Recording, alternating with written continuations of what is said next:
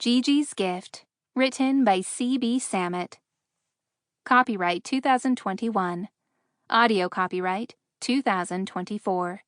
Narrated by Emma Faye.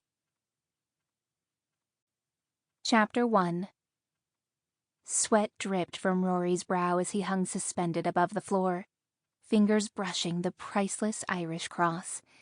He strained to keep his weight evenly balanced in the harness around his torso. Beneath him, the ornate, ceremonial 12-inch cross rested atop a red velvet cushion on a pedestal in the center of a circular room filled with priceless antiquities.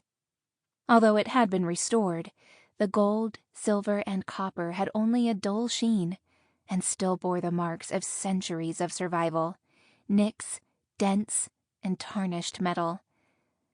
The jewels had long since been distanced from the cross and traded across continents, scattered to the wind, and thought forever lost to Irish heritage. But Rory had located them through careful searching over the years, and he'd added them to his collection. Some through outright buying, others more craftily, like tonight. "Steady, it's weighted, lad." Rory glanced at the ghost of his distant ancestor. "Shay, Emmet, I'm well aware." His voice was irritable. He didn't need the ghost reminding him what he already knew in the middle of a heist. One mismovement, and Rory could set off the alarms in the vault. He plucked the imitation cross from his waist and readied for the exchange. "If you botch this and the alarm's raised, the room seals and all oxygen's evacuated." Emmet's Irish accent was thick, and he spoke faster than Rory.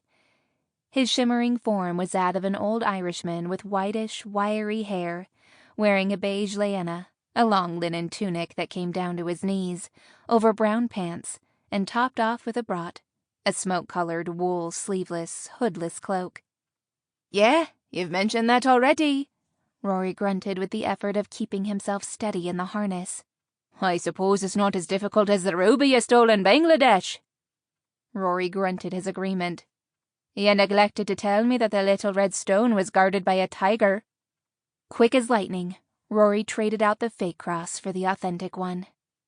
"I see some things," Emmet defiantly puffed out his chest.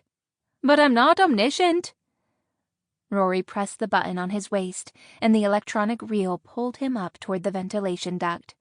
As he rose, he tucked the ceremonial cross in his satchel. "Well done," Emmet congratulated him. Rory hoisted himself into the ductwork. Sample complete. Ready to continue?